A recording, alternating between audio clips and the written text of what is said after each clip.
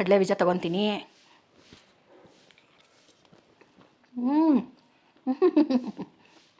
Wow wow ನಿಂಬೆಹಣ್ಣು flavour, tomato flavour. ಏನು ಸಕ್ಕತ್ತಾಗಿದೆ, ಸೂಪರಾಗಿದೆ.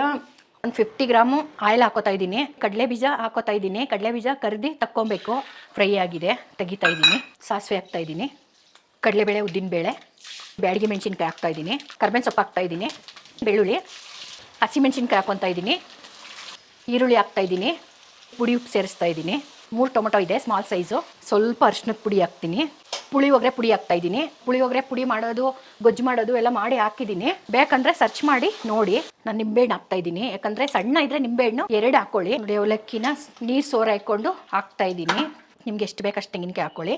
ಕೊತ್ತಂಬರಿ ಸ್ವಲ್ಪ ಜಾಸ್ತಿನೇ ಹಾಕ್ತೀನಿ. ಚೆನ್ನಾಗೆ ಅದವಾಗೆ ಹೆಂಗೆ ನೋಡಿ ಹೊಗೆ ಬರ್ತಾ ಇದೆಯಾ ನೋಡಿ. ಕಡಲೆ ಬೀಜದಲ್ಲಿ ಅಲಂಕಾರ ಮಾಡುತ್ತಾ ಇದ್ದೀನಿ. ಸೂಪರಾಗಿರುತ್ತೆ.